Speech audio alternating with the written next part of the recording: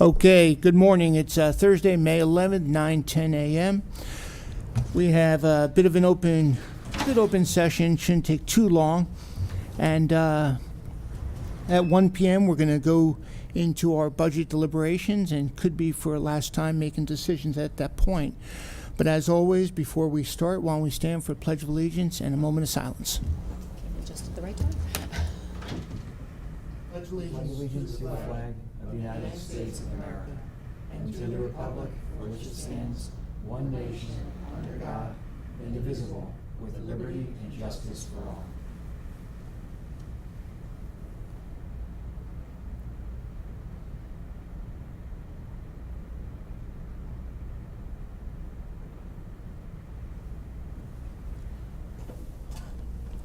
Okay, I think we also have a handful of happy snaps, photos to share, and I'm sure Chris will be on cue with whoever's speaking and gets to talk about those topics. So why don't we start with Commissioner Guerin. Mike, what's on your mind? Good morning, Carroll County. So I've got the pleasure this morning of talking about some things going on out at the Bear Branch Nature Center, and I want to thank the Director of Parks and Recreation, Jeff Daggett, for bringing this to our attention. But Commissioner Jeff Griffith served as a county commissioner from 1982 to 1990, and he has donated $17,000 for tree plantings at Bear Branch Nature Center in honor of his late wife, Donna. A total of 362 trees have been recently planted in the field opposite the entrance to the Nature Center, including sycamores, red maples, red buds, and a variety of oaks. The trees were planted by Parks and Rec staff, outdoor school, teachers, and their students, as well as the Griffith family. It's just an amazing contribution, not a small amount of money, and what a wonderful testament to the former commissioner and his wife. These trees are going to do a lot of good out there. And this is certainly a very pleasant thing to be reporting on. I don't know if anybody here knows John Griffith personally. Again, I mentioned he served from 82 to 90 as a commissioner. And during that discussion of trying to figure out when he served, it reminded me that maybe we need to do a plaque or something like that out in a hallway someplace to at least up to the 2000s figure out who was commissioner and when they served, because I think it's worth mentioning. But anyway, these are some wonderful pictures. You see a lot of trees out there and a lot of people, and just a good news story all around. And it's a field that looks like it definitely could use some trees. So kudos to Jeff Daggett and his staff, and thank you, Commissioner Griffith, for this amazing contribution. Okay, thank you. Commissioner Gordon, tell me what's in your mind. Well, as we all had a very, very busy weekend attending a lot of different events, on Saturday morning, I and a wide array of the community attended the Walk a Mile in Their Shoes event with Rape Crisis. It was a very good event. The weather was fantastic. A lot of good, strong turnout for that. It was great to see the community come out and support that.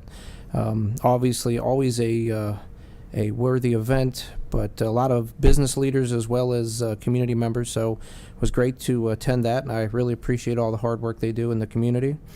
And then, of course, I'm going to be brief on this, and I'll let somebody else pick this up, but obviously on Sunday we were all in attendance at the Veterans Celebration. I thought it was a great event. It was good to talk to a wide array of the veterans and the various services that interact with veterans in our community, and I thought it was just a great second event. Look forward to the third one. I was, the other evening, I was also out at North Carroll, out in Hampstead. I was at the old North Carroll High School visiting the new location of the Boys and Girls Club of Carroll County, which will be a 16,000 square foot location. To give context, the Westminster location, if you include the half gym, is 17,000 square feet. So this is almost the same size. Absolutely impressive to take a tour. Anyone that has an interest, definitely reach out to them. Wide array of locations which will be mixed in within their design there. They're going to be doing workforce development, a visual arts and music area, STEM, and really interesting, a hydroponic greenhouse. So they're going to actually have a hydroponic greenhouse on location as well. I think it's a true asset to the community, and I think it fits really well in your district over there, Commissioner Kyler. And I'd also be remiss if I didn't mention it's Teacher Appreciation Week. So, you know, we have a lot of teachers, but they don't just teach. They inspire, they mentor kids. I think we're all better, without question, for them. I had a wide array of teachers growing up in Carroll County that were wonderful teachers.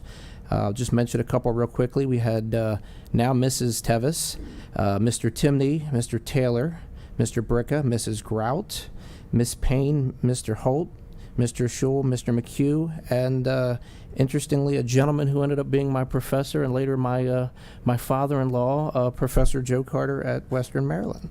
So thank you to all the teachers. We know you do a lot of work and appreciate it greatly, be it the education or be it looking out for the students as a whole. And with that, I'm going to pass it back over to you all. Okay. Thank you.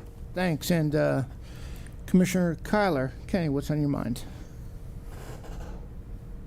And yes, it's been a busy week and a great week. And in case I haven't said it before, I love Carroll County and the people we deal with.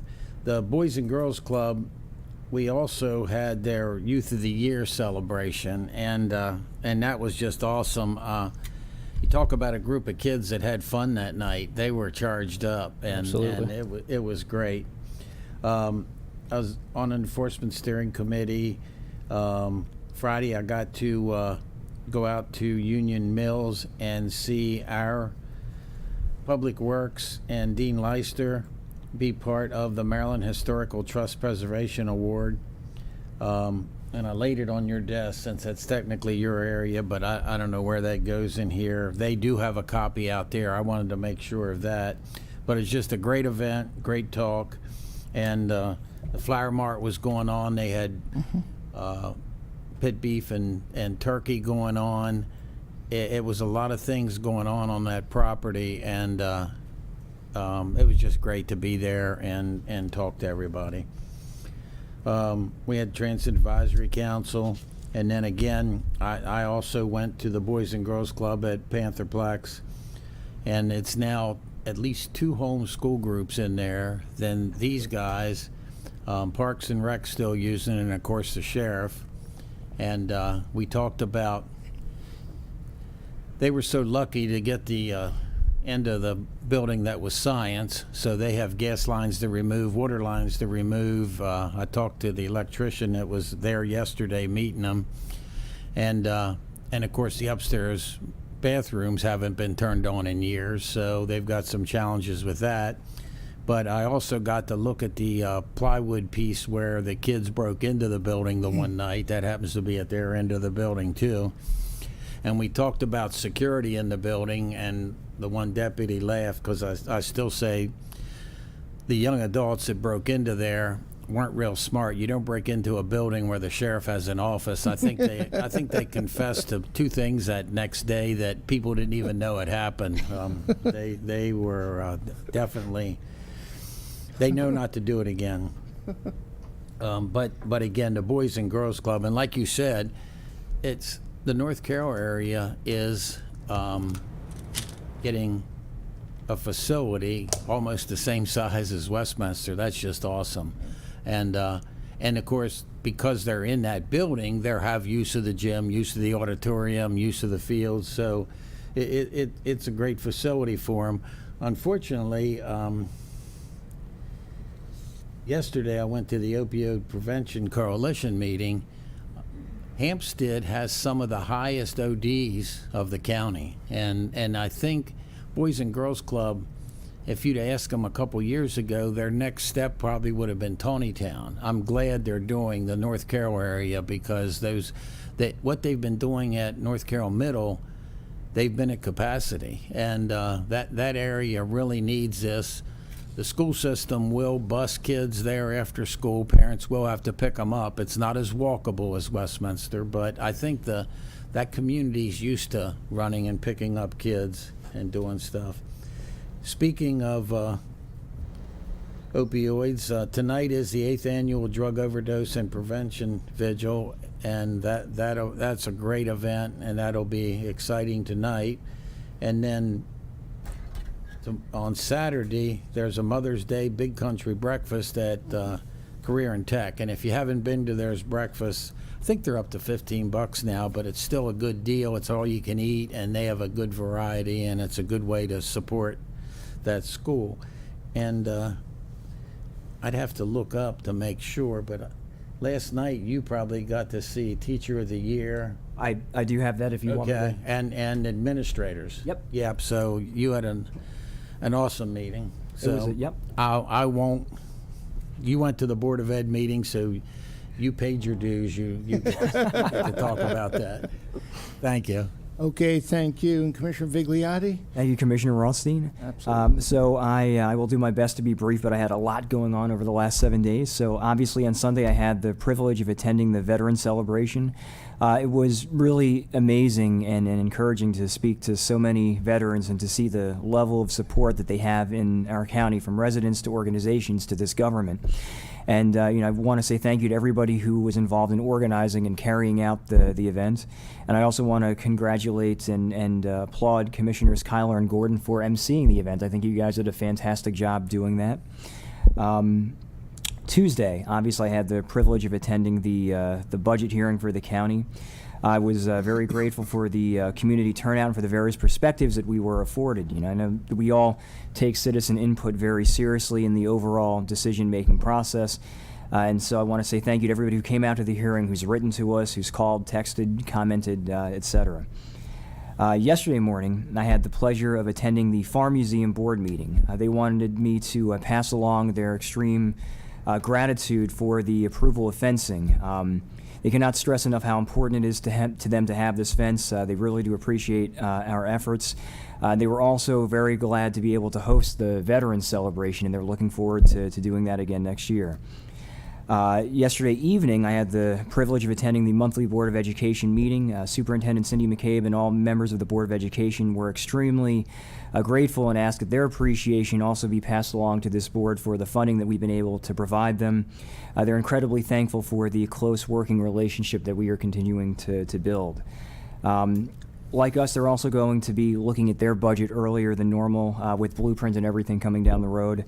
And they hope that over the summer we can have some kind of joint meeting between us, them, and our delegates. I expressed our gratitude for that close working relationship as well, and that we're looking forward to continuing that.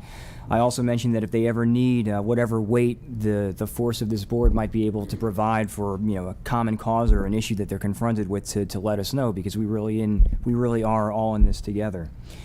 Additionally, in cooperation with the Carroll County Chamber of Commerce, the Teacher of the Year was named last night. Congratulations to Lauren Stevens, a biology and human anatomy teacher at Manchester Valley High School, who was named the Carroll County 2023 Teacher of the Year. Also, congratulations to Shannon Zepp, principal of West Middle School, and Charles Chip Weaver, assistant principal at East Middle School, been named as recipients of the 14th Annual Rita Board Dowd Awards for Outstanding Carroll County School Administrators. And as Commissioner Gordon had mentioned, these men and women do such an important job for us and for the rising generations of our county. And so I think it matters that they are recognized and honored for the work that they do. Within my district, two of our municipalities in District 1 had elections this week. In Union Bridge, congratulations to Mayor Perry Jones on re-election, and to the election of council members Ellen Cutsale and Brett Grossnickel, and best wishes to outgoing Councilman Edgar Wentz. In New Windsor, congratulations to David Hoffman and Kimberly Schultz and candidate Thomas Gubernatis Jr. on their election to the New Windsor Council. Monday night, I had the chance to see the new mayor of Tawnytown, Chris Miller, and new councilman Jim McCarron and Chris Tillman sworn in, and I look forward to attending the next possible meetings in New Windsor and Union Bridge to see them sworn in as well. I will make a note that Commissioner Guerin and I have spoken about this in previous Priority Carroll segments, that municipal elections really do matter, not only because local government impacts our daily lives in very noticeable ways, but because it is the government that is closest to home and which knows us best. For us on the Board of Commissioners, we're looking forward to continuing to work with our fellow elected officials in municipalities. They do very important work, and we're happy to work together with them on common causes. And last but not least, I'll do one more plug, as I did last week, for the Dream Big Union Bridge, which will be holding their annual Rubber Duck Derby and Jeep Show on May 20th from 9:30 a.m. to 3 o'clock p.m. on the Donald D. Wilson Walking Trail in Union Bridge. You can adopt ducks for the race, and for the first 3 through the finish line, you'll win a gift certificate. There will be random duck drawings for additional prizes. This is a family-friendly event with a duck race, jeep show, music, food, vendors, petting zoo, kids games, and more. Parking is along Route 75 and at the entrance down from Dollar General, or along Route 75 by wherever you can find a place, in addition to the flood zone overflow parking. And that, When sorry? is it again? May 20th from 9:30 a.m. to 3 o'clock p.m. Yep. And Commissioner Rothstein, that's it for. I think I got everything I did over the last 7 days. Now, Commissioner So- Rothstein, that Mr. Weaver, that's so I'm wondering about Chip that is Weaver. Commissioner Weaver's son. So where did he get his education? I mean, it wasn't from the dad. I mean, you know, I think his dad married 27 levels up, and fortunate for Lila, you know, having the He raised him well. he raised him well. So congratulations to Mr. Chip Weaver, and also to our former colleague. And I understand you and Commissioner Weaver, when he got his new job at East Middle, did an illegal visit. It wasn't quite illegal. It may have just been, but it was enjoyable nonetheless. But we won't go down that road because I don't do things illegally. I did talk, you admit, right? and I'm going to admit at this point, elections do matter. And you know, there was an election for council that came down to, I think, between 5 and 7 votes. These elections are anywhere from 100 to 300, 400, 500, you know, that are voting in these municipalities. You know, the congratulations to the incumbents that won in Westminster, also down in Sykesville. Although unopposed, you're putting your name out there, you know, kudos to all of them in many cases. Now, that it was not unopposed up in Westminster, but down Sykesville, I know it was. Appreciate the community that came out on Tuesday night for the budget. Got a lot of good insight. Got a lot of notes that I took from everybody's input regarding our budget. So thank you so much for that. Excuse me. You know, prior to that, we had yeah, joke. Prior to that, we did have a opportunity for the master planning to walk through anybody going into the budget hearing what their priorities are for the master plan of Carroll County. What do they see as priorities going in the future of Carroll County? Agricultural, manufacturing, industry, small business, innovation, growth to a maximum level, growth to no level, anything in between. But again, the 5 of us, I truly believe, are not the smartest, you know, in the county and knowing how to move forward. We rely on the community to then bring it together. And so I appreciate Linda and her team having this, and they're going to have another one, I think on Friday, down the 20-town breakfast meeting, right? I think that's the next. My understanding is that there's, on Friday, I think. Economic development. Yes, Yeah, at the economic 20-town business development. tomorrow morning, yes. One thing that wasn't mentioned, I thought you were going to get to it, was STEM. There was Greg Keller Foundation and Cal Ripken Foundation is providing a significant amount of funding to our CCPS, to our school system in STEM. And I believe it's to all the middle schools is what they're doing. So they did a ribbon cutting, which was pretty impressive. Both, you know, Greg Keller Foundation, he is just awesome in our community. And Cal Ripken Foundation does so much for our kids across the state and the region. So thank you both to both their leadership as individuals and their foundations themselves. The one thing happening in robotics, the robotics team went down to Texas, I think about a month ago, and one of my fellow Lions, I'm in the Freedom Lions Club, Rose Young, took them down there. The club itself, I believe, is in actually Finksburg, but a lot of the participants are from all over the county, and I know Ms. Young, or Lion Rose, was a teacher in Liberty High School. The reason I'm bringing this up is there's going to be a couple fundraising opportunities to get more funds for them to travel back down to Houston if they make it to the Worlds again, World competition. They are phenomenal. They really represent Carroll County and Maryland. They are like, if not the best, one of the best in Maryland. So kudos to all those students and those participating as leaders with those kids. Unemployment, we are at 1.9% unemployment in the county. Now that doesn't mean, some people say, well, 1.9%, that's zero, close enough to zero. There are still a lot of jobs to be filled, and I really applaud our workforce development team across the street in getting appropriate positions for those that are still looking for employment and growth in employment. But the numbers came out, and we are doing extremely well in compared to the rest of the state. As the numbers continue to decline, which is a good thing in unemployment, we just want to make sure we're trying to focus the right employee to the right place of employment. And but I want to throw that out there. The Veterans event, and I'll end with this, on Sunday, I just thought was magnificent.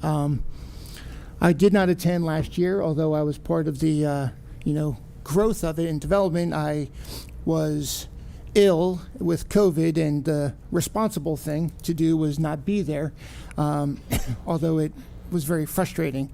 But and I think there's Mr. Burke guarding the. Yeah, can you go back a picture? Yeah, go back one. Guarding the card. He's guarding Jack or something. Card. He's like Oh, Top I'm Gun not- Super Secret Service. Over It's there. like there's Secret Service of Jack right there. He was chasing me in the car. I think there's like a little earpiece there, and he's just, I don't know. He supplements his job as a security So- for Jack on weekends. So I don't know if this should make me scared or comfortable, at this point. That's 10 pounds, ladies. I'm just maybe 15. But we had, Baltimore Captain Push-Up or whatever. his- defense. We had vehicles there from the Guard that folks were able to go in and check out. Probably a couple thousand attended. I don't know the exact numbers. Maybe Celine will have that in a few minutes. A real pleasure to recognize veterans from Afghanistan and provide coins and certificates, even to the canines that deployed into Afghanistan, because they're just as important, if not sometimes more important, in those theaters. But it just was a great event, and I really believe, kind of like what Commissioner Kyler says often, there's no better place than Carroll County. We do such a great job, and I'm not going to ever back away from that, and how we take care of our veterans and how we focus on them as a team. There's the dog. There's a dog and my big butt, so we won't look at that. So yeah, let's figure that out. But 15 pounds? yeah. Unfortunately, only 5. I got a big, but different story. But it was great recognizing these men and women. And we also had Deputy Secretary of Veterans Affairs, Bob Finn, speak, which I thought was fantastic. We had the Army Field Band, 6-string, which does not mean 6 members. It means 6 strings in a guitar. So that's what the 6-string is. And then we had Reagan Years, which was phenomenal. The weather held off until 4:01, which was perfect. And there was a few drops of water. I think it was Celine doing a sprinkler saying, okay, time to leave. But She was ready to leave. But our veteran support organizations were so well represented there, from every part, from Mount Airy to Hampstead to Sykesville, Westminster. Every corner of the county came together into this, and it was fantastic. Our veteran support officers from the county were present. People signed up, and as I walked around, I was thanking our veterans and their families for the service that they provide. This is the month of the military spouse. Last month was the month of the military child. And so I was, everybody gives. And it's just awesome that we were able to recognize it. So, okay, I'll stop pontificating on this and get to business. But thank you so much, Chris. And thank you, Celine and Chris Swam, for all those pictures, and all the others. Chris, in setting this up, getting the coins and the programs, and the Veterans Advisory Council, and Mark Fisher for taking the lead on the celebration itself. Everybody stuffing the bags. All of my colleagues for promoting it and being there, and participating in such a great event that we are able to put together in Carroll County. And you mentioned the Farm Museum, and Yeah. you talked about the rain, and it drizzled, but it held off. But they hit the ground running to put stuff away and clean up the second we were over, and they were a great host. Oh my gosh, yes. And you had the helicopter out there, you had Mission Barbecue out there, you had great food trucks, and good beer trucks and all that kind of fun stuff. So, okay. Good memories, and looking forward to next year. So, we're always going to take lessons learned, right, Celine? Right. So why don't we start now with item 1, which is approving the transfer of FY23 annual housing bond allocation. Ladies, good morning. Good morning. Good morning. And if you want to take a second, feel free. Sure. Just to follow up a little bit on your question about how many people we estimate that there were about 2,100, maybe a little over that, folks that came through and enjoyed the event. So it really was a special day, and thank you to all of you for being there and showing your support throughout the entire planning process. So thank you to all the veterans that came as well. It was an excellent day, and looking forward to next year. And if anybody has recommendations on how to do things better, things we should have, please visit our website. You can put a note on there, or contact our office at Citizen Services directly, and we are taking those recommendations. Okay. All right. So down to more business. I'm here this morning with Danielle Yates, our Bureau Chief for Housing and Community Connections. We are seeking your approval to authorize $7,251,426 in bond allocation to the State Department of Department of Housing and Community Development's Maryland Mortgage Program on behalf of Carroll County. The On Behalf of initiative is an annual state bond issue that's issued and used to promote home ownership. The program offers local governments the opportunity to partner with the state to provide mortgage financing for first-time home buyers.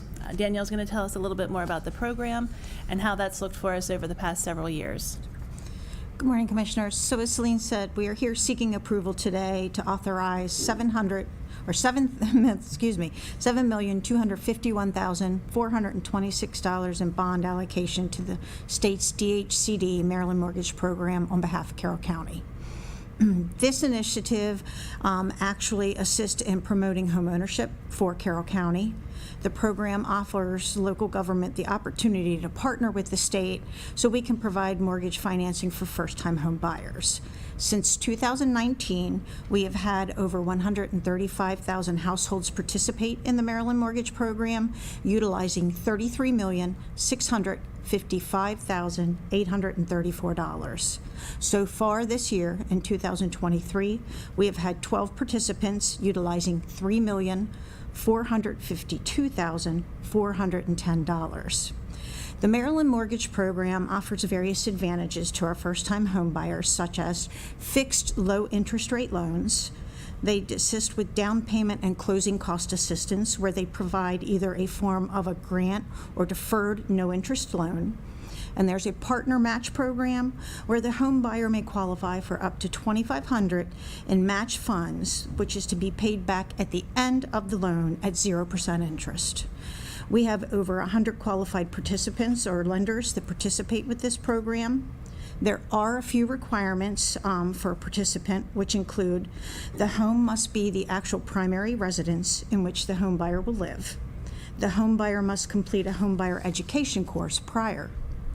The home buyer must be 18 years of age and a U.S. legal citizen.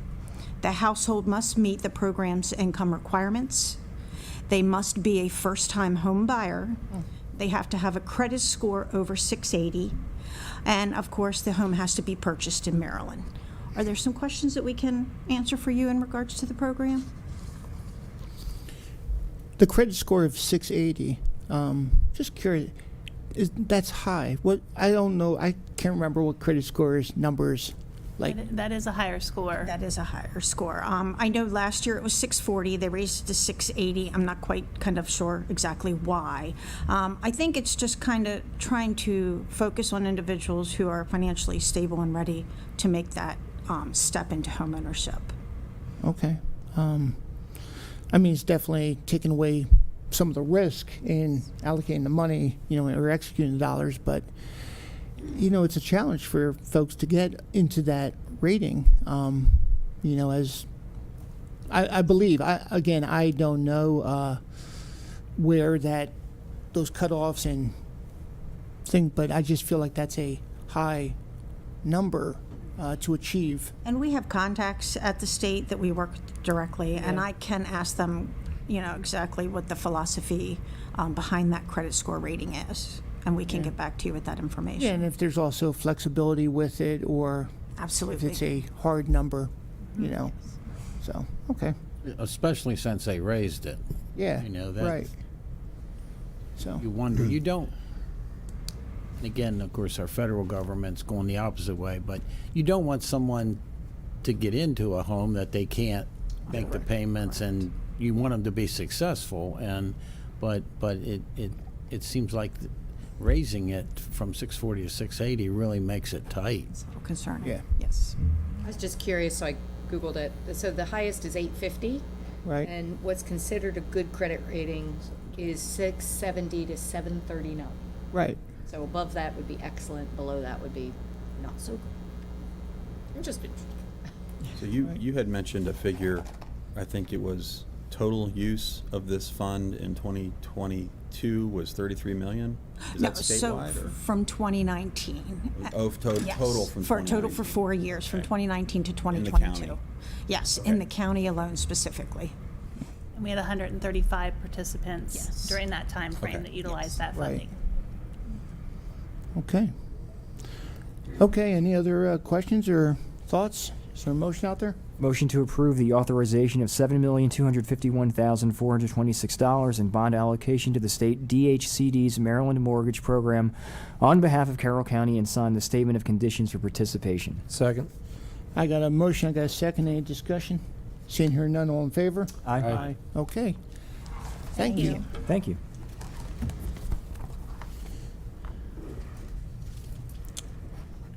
Okay, should have a few more people joining. yeah, I'm expecting a few more. Do you mind seeing if Public Works and IT are out there? So, why don't you start the conversation? We'll go from there. Or who is there a presentation or? Yeah. So unfortunately, Debbie Standiford, our grants manager, was not able to be here today, and at the last minute. But we're going to soldier on without her expertise, and Corey Hardinger will take her place. So if you would like, I'll turn it over to you. Thank you.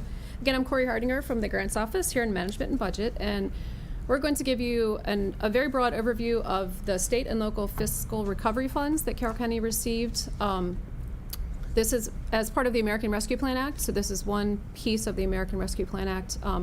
This was a direct federal allocation to Carroll County, and our allocation, as you can see, was $32,718,855, and that came in two chunks. So we received about 50% up front, and then last May, about a year ago, we received the remaining funds. This money came with a lot of regulation, and those final regulations were put into place in April of 2022. We have this funding to use until 2026. It should be noted that any projects that we have or any project that we intend to do need to be under contract or underway by the end of December 2024. So we wouldn't start any new projects or do anything different after 2024, but we can continue to spend the money through 2026.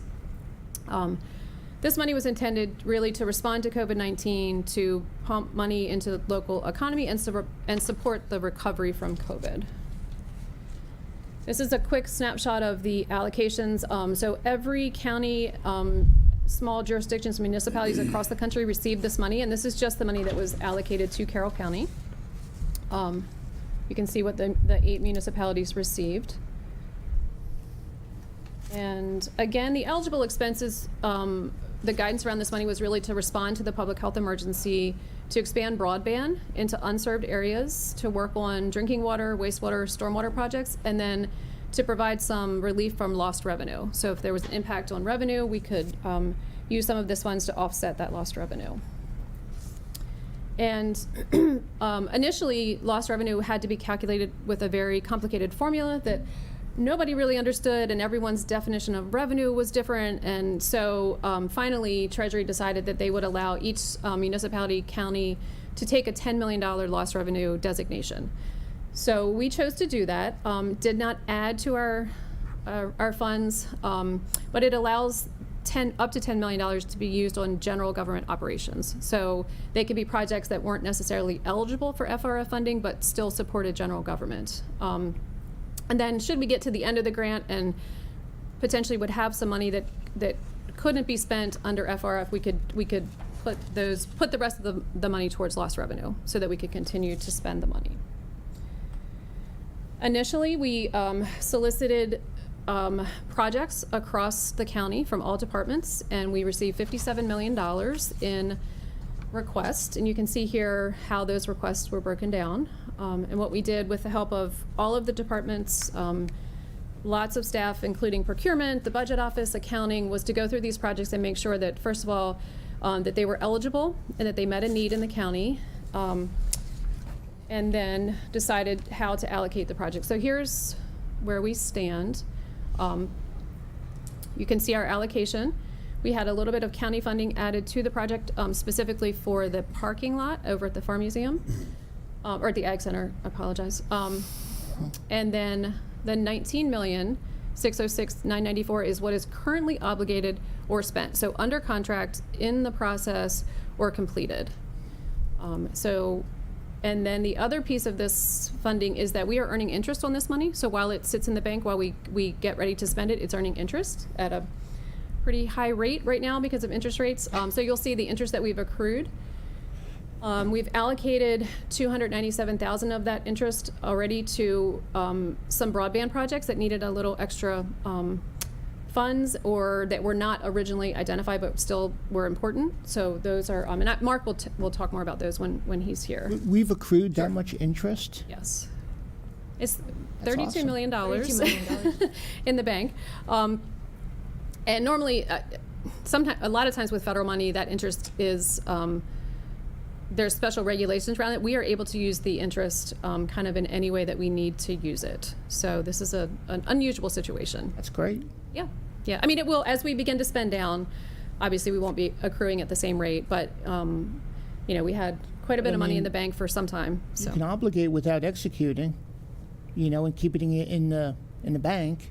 Up and to a point, Yes. until Until a those point. contractors want to Yeah, get paid. until you, yes. so you want to execute as, further down the road as you can. Yes, and it's also flexible. There's no obligation that the interest money necessarily be spent on FRF projects. Oh, The board has, so far to date, has prioritized these projects for the interest. And again, Mark will talk more about that. okay. So out of curiosity, the interest that we gain off of this, and again, 'cause I'm a lot of this particular aspect of everything is learning to me. Can the interest be put back into some kind of savings account to continue to accrue more interest? Is that It would sit there. It would sit in. It would until the board spends it. Oh no, I meant the interest in specific. Is if we spend what's gaining the interest, right? But if the interest that we gain off of that, can we put the interest back into So at the moment, it's just in the same fund. So yes, it's in a savings account, so to speak. It's invested along with all our other assets, and it's at the board's discretion as to whether or not you spend it on FRF projects, on general government expenses, or you don't spend it at all. But, yeah, so with that said, that 670,000, we have not, to this date, obligated it to any project. That is our decision up here to say how that's going to be. Sometime in the future. Yeah. Sometime in the future, okay. Thank you. Yeah, it's awesome. Okay, now we'll talk a little bit about sort of the big projects that are sitting in the agencies. So the grants office has a couple of projects that we've kind of shepherded through. One is that we've carved out some money to handle the audit costs associated with this large, this very high number. The audit requirements are likely to be pretty significant, so some of the funds we'll use to cover those ongoing audit costs. And then the grant staff, we are currently, because we are working on this project, some of our salaries are going, we're supporting our staff through this money, and then also a small website project that we worked with Chris Swam on. And then we partnered with the allied agencies to complete some one-time projects with the Sheriff's Department, also for the correctional deputies, and to provide some additional PPE and test kits for the sheriff. And then some technology upgrades for the courtrooms as they continue to operate in a virtual capacity for quite some time. We also partnered with the 3 of the municipalities to do water projects. So the Westminster Water Project is a new project that they are undertaking, and the county is participating in that project. And then Manchester and Union Bridge are starting and are just about to start their water projects. And with those water projects, we made an agreement with the municipalities Yes. to share costs in those water projects, correct? Yes. Okay. Yes. To fund them this amount. Yes. To fund them this amount, but the project is a municipality project that we are adding into a cost that's already, Correct. they have already in place. Yes. This represents our share. There's no Right. additional. Yep. Just so that's clear. Okay. And then also there was some support provided to fire and EMS during COVID. There was ambulances were spending lots of time out on the road, and we needed to provide some more support for ambulance services in the county. And so the next project that we'll discuss is Public Works, and I think Brian is going to step up and kind of walk you through the public work projects. Morning, Commissioners.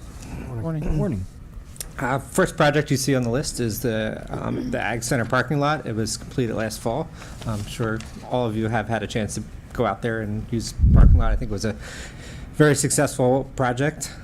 Facilities also used some money to buy a portable generator, and they've worked on HVAC projects throughout the county. Right now, we're out to bid on the county's workforce development building across the street, Burke. So that'll be getting underway here shortly in the next couple months. Next project in the queue is the county office building. I'm working on some upgrades to the HVAC on the second floor and basement. And that last one for the detention center, this was fully funded earlier on, but as kind of we've seen a lot of cost increases, we're running a little short on funds, so we're gonna put a hold on that one. So we're calling that one TBD right now for HVAC work at the detention center. And our Bureau of Utilities, water wastewater projects. We have service pumps for the Freedom Area Treatment Plant, which is scheduled to start this summer. And we're also looking at a new sludge press for the Hampstead wastewater treatment plant. And the Shiloh pump station is out there. And again, I think there's been some questions about the wastewater capacity in the Hampstead areas for some particular developments. This is going to support that development and give us the capacity we need in those areas. So if there's any questions, I have staff here to back me up. But if not, we can. So the water and wastewater projects, that helps the enterprise fund by having this money. Yes. Correct? Because Yes. those rates just went up, but they'd go up even more if it wasn't for things like this that you're doing. Yes. Okay. All right. Thank you. Thank you. Thank you. Thank you. And next, Citizen Services, Director Steckel will walk through these projects. Okay. Just a little history for the family shelter design and engineering piece. We purchased the Pemar property at 115 Stoner Avenue with the intention to utilize a portion of that property to relocate our existing family shelter from the distillery building over there, and also taking advantage of the office space that was already in that building to move some of our Bureau of Aging and Disability staff into that building, as we are at capacity at the Bureau of Aging. We did a soft move early this year of our Home and Community-Based Services Waiver Program staff. They are in that building. It's operational. It's been a great move for them, and we plan to move some additional staff in there as we move forward. So that piece of the project is completed. On the other side of that, though, we need to complete the design and engineering bid process, so that we can start the renovations, do the design, and then start the renovations on the family shelter side. We do have rough estimates for the work for the family shelter design and engineering, but we're still working through those estimates to get some finalized costs. So what we plan to do with this portion of the FRF presentation is to return to the board within a few weeks and provide you more detail on the history of the project, walk through the current state of our family shelter, share our future state that we'd like to see at the new location, and then give you those estimates and costs and talk a little bit more about the FRF funding. So that's kind of where that project sits. Any questions on that? Emptying out the distillery building, what's being put in that space? We, Department of Public Works has space meetings that they host with us on a monthly basis where we talk about space. Right now, that space has not been allocated just because of the time frame and the timeline of the movement of the family shelter out of there. So we don't have a designated program or agency coming into that space at this time, but that's something that'll be discussed at our meetings. It's a large space. It is a large space. Elections couldn't fit in that space? Okay, just curious. Well, that large.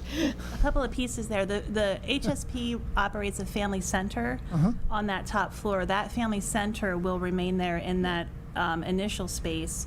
But again, if you recall, part of the proposal to move out of that space with our family center is some of the ductwork that comes out of the ceilings and just the design and the drop ceiling not being able to be in there because of the fire safety code.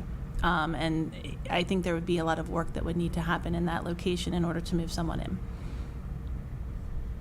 Okay. In a different capacity. Yeah, I'm just kind of thinking other ways to use space that's going to open It up. would be great space, but Okay. those considerations would need to be taken. Okay. Any Good question? thinking. No, Go good ahead. thinking. Good thinking. And I would be happy to tour anyone that hasn't visited the current family shelter location. I'd be happy to have you walk through. We'll schedule that. Just reach out to me and we'll get that on the books. The Cove? Is that what you're Cove, talking the about? Center for Opportunity, Value, and Empowerment.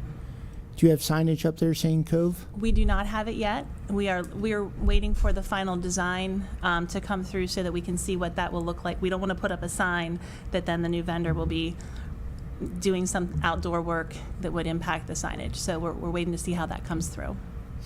Okay. Cool. Any questions? No, thank you.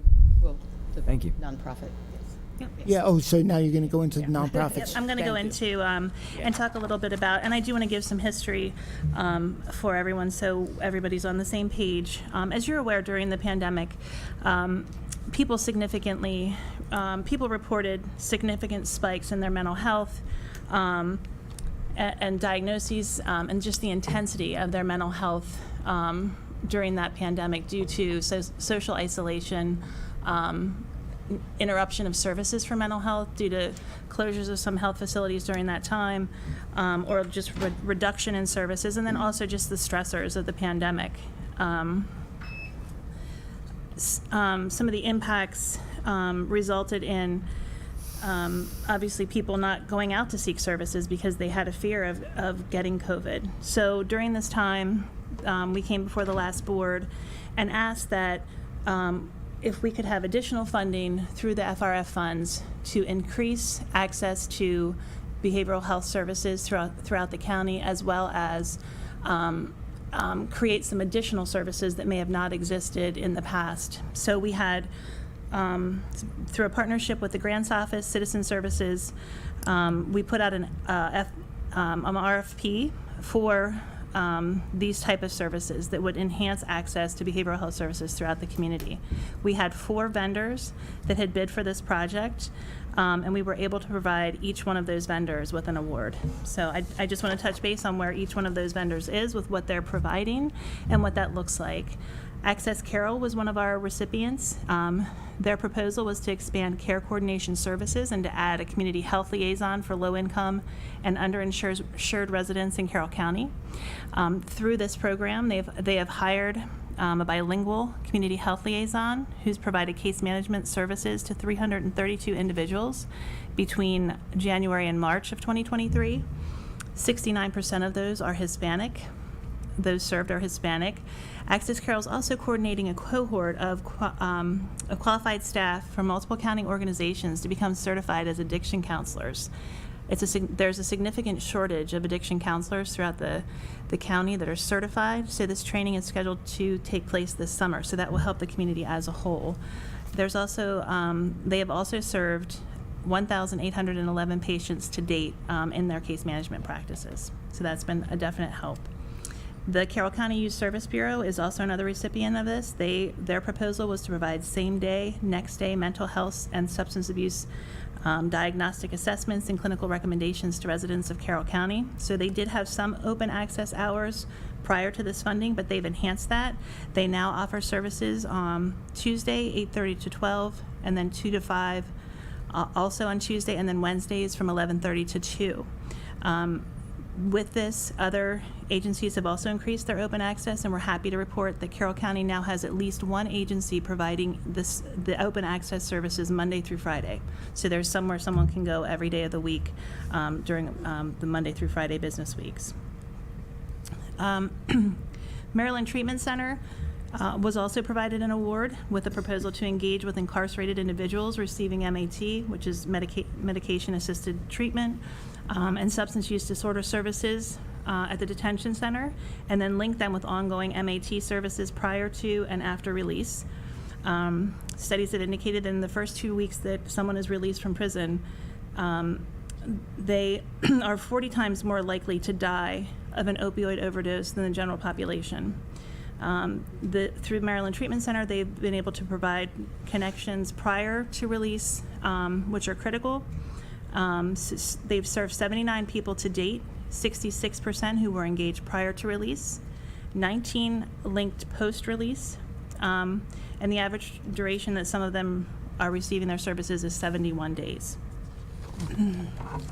The last group that has been awarded funding through the FRF for this service is the Sante Group, and their proposal was to stand up a crisis stabilization team responsible for connecting with individuals and families who've been served by mobile crisis, and to provide that additional staff support to follow them through to make sure there was a connection to services. The crisis team dedicates time with a family or an individual who needs immediate crisis response to ensure follow-up services and linkages are provided.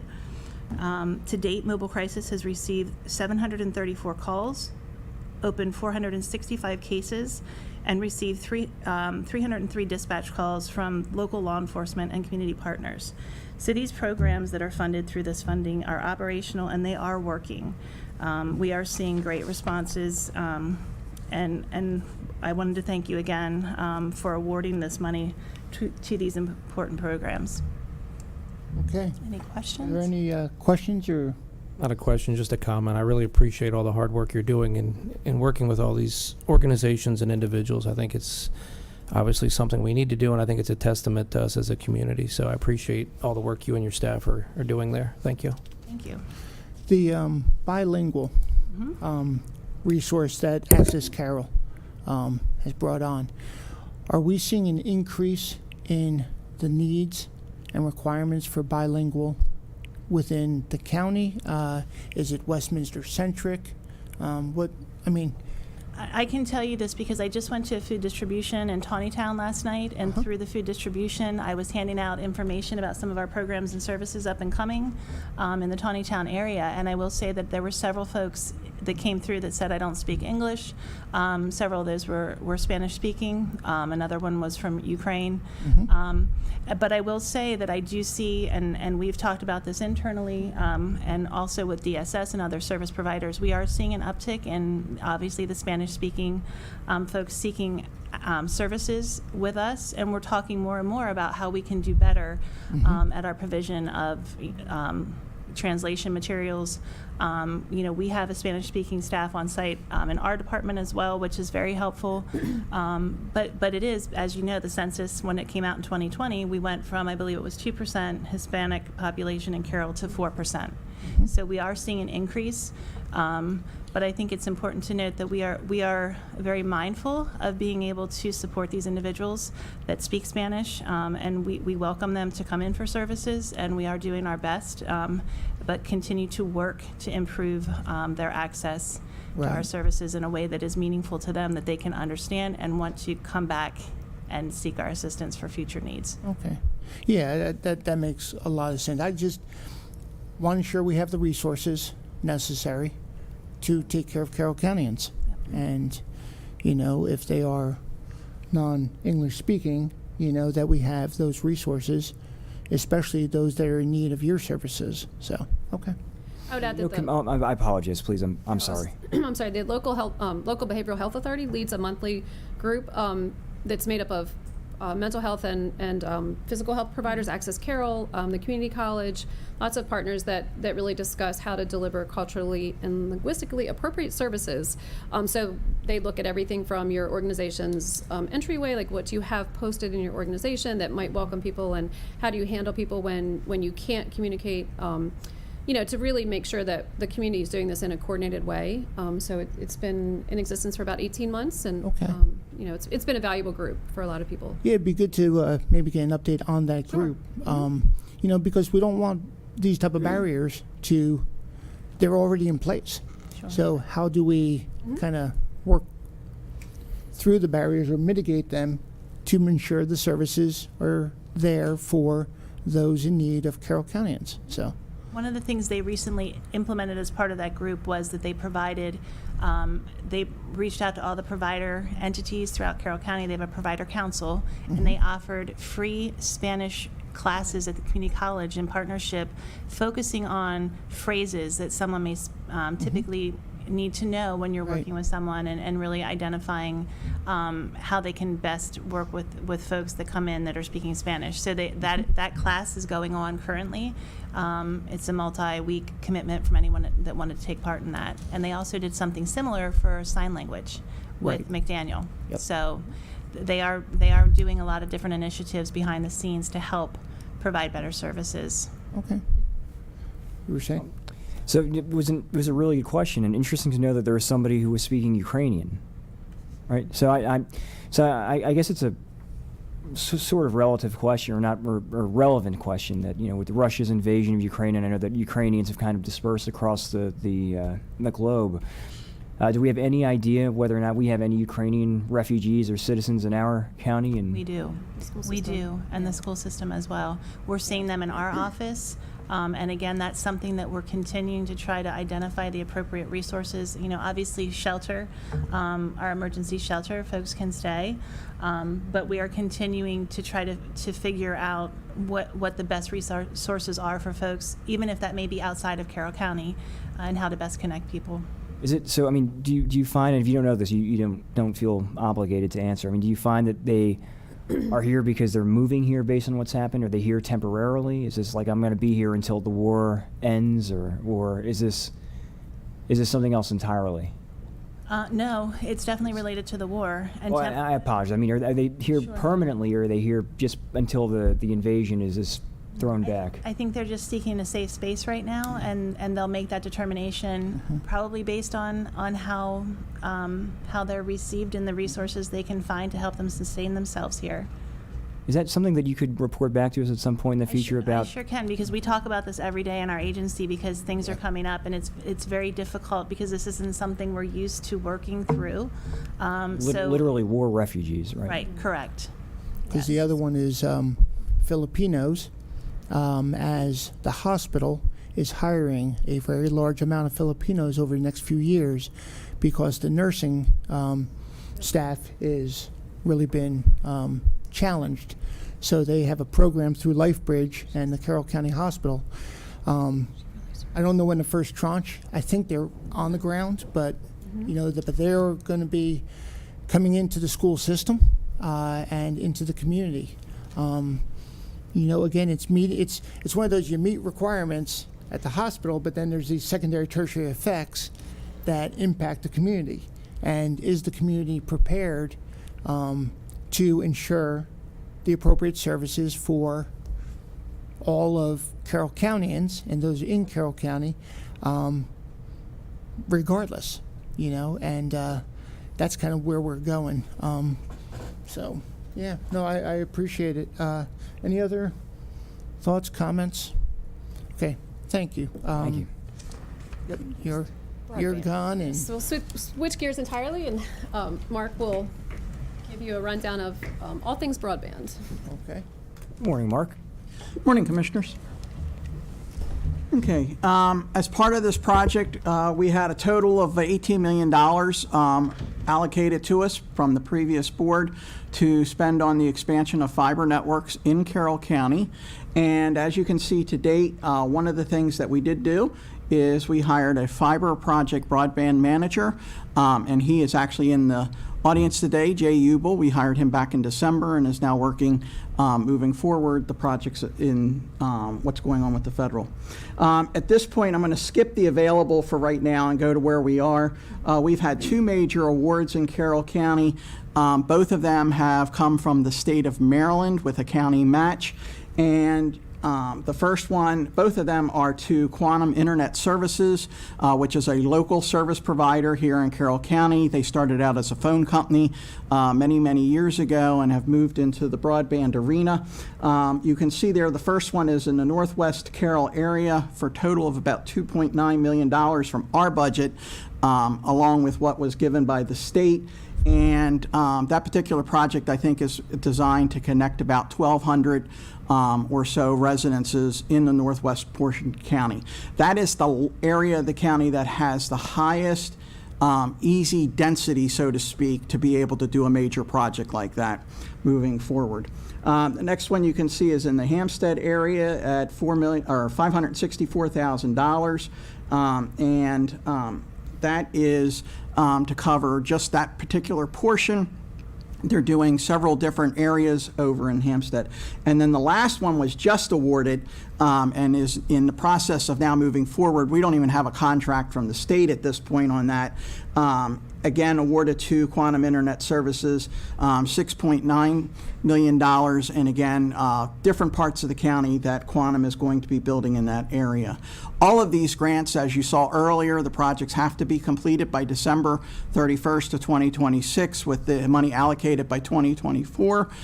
If things go well, we should be done probably in the 2024 timeframe with all of them. So our biggest challenge right now is that we have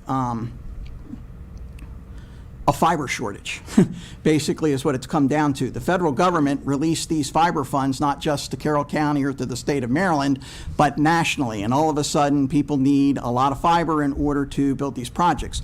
The good news is that we can get about 75% of the projects done without actually having the fiber, because there's engineering costs, construction of conduit, those types of things that need to be done. All of this fiber needs to be in the ground.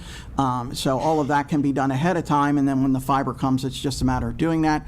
Right now, we have several projects under FRF for local county government. 2 biggest ones, we are running fiber to, oops. Sorry, yeah, right here. They're there. Okay, Yes. the county I skipped facilities. ahead. County facilities is there at the bottom. Our 2 biggest ones is we are running fiber to the Harney and Lineborough fire departments. They are the only 2 fire departments in the county at this point that are not wired. They're operated on a wireless system, and we've been given about a 4 to 6 month lead time for that fiber to come in. We do expect both of those projects to be completed by the end of the year. As we move forward. And then we have a couple of other smaller ones. We've got the Linton Water Tower. We want to run fiber to. It's just across the street from another fiber location, so that one will be pretty simple. And then we've been working with the Department of Public Works you also approved, previous board approved funding to run fiber back to the gun range out at the landfill. And since they have a major overall plan that's coming up, we're looking at different ways that we can put that fiber back to the landfill and not have to do it twice, so that when they expand to other portions of the landfill, it'll be there and working. This is just more detail. Oh. I didn't want to skip ahead too far, but it's the households. Right. So you can see Comcast very early on received funding for Halter and Garrett Roads. Both of those projects are complete. And you can see Sullivan Road is another project that was very early on in the process. Also, Quantum Internet Services doing that. Needs to be completed by December 31st of this year. What else? And the Hampstead, you can see the neighborhood grant that they're doing up there needs to be completed by this year. So. Do we have locations on that bottom Quantum infrastructure round 2? We do, and Jay and I are actually planning on coming back to you at some point in the future. One of the things that we're dealing with, commissioners, is that the FCC in November of last year released high-speed broadband internet maps out to the public to go through. And what we've been trying to do is work with those maps and determine how accurate they are. There you can actually file a protest because they could say that a particular address has service in their area and that address may or may not actually have that service. We are working on getting all of these on here, and what we want to do is come back before you and actually show you where they are. The last grant, as you can see, is scattered throughout the county. It's not as condensed as the one in the northwest portion of the county was. And these are to get points of presence on the road, on like the tip of the driveway to the property line, correct? Say that again, Commissioner. The intent is to get a point of presence at the property line, not all the way to the house. Correct, but some of these, if the house is close to the line, that may be something that ends up being part of the connection process there. Those that are further away, the resident may have to contribute in order to do that, depending on the cost to the Quantum or Comcast or whoever has the contracts. What's the distance? Right now, just as a guideline with our contract that we have with Comcast, the distance is 300 feet that they will build to at no cost. Anything over 300 feet, the resident needs to contribute towards. So even if the house is further than 300 feet, they will go 300 feet onto the property? Comcast will not charge them for the first 300 feet, yes. Okay. There's more detail on the next one about the. Okay. Oh, okay. So. It's good to know. What other questions? Yeah, we'll talk So about with, that one. Go ahead. All right. So with so we're projected for about, I think it's what, 3,600 households. Go back one slide. There you go. Okay, so the total number of coverage is going to be about 3,600.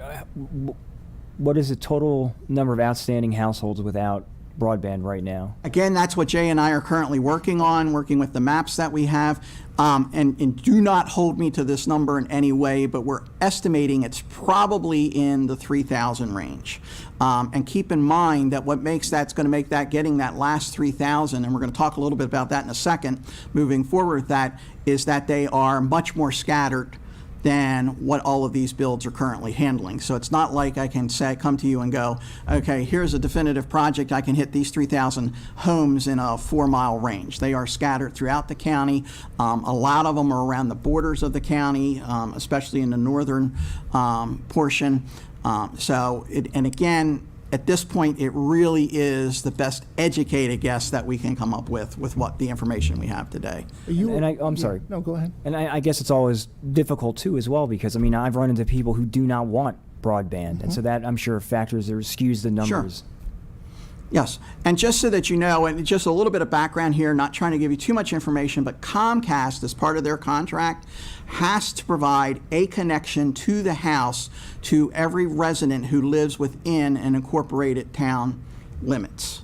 Okay, they cannot charge anybody to bring that connection into the house, and since that's where a majority of the population is, they're obviously all covered and do have access to high-speed broadband if they want it. And also, the City of Westminster has Ting as a second service provider that those people can do that. So what we're looking at here is building outside the incorporated town areas to help get those people connected to the system. Thank you very much. There are other opportunities Yes. Yes. and options. We'll do that, yes. Coming up, we have top line there. This is where I'm going to be asking you for a decision today.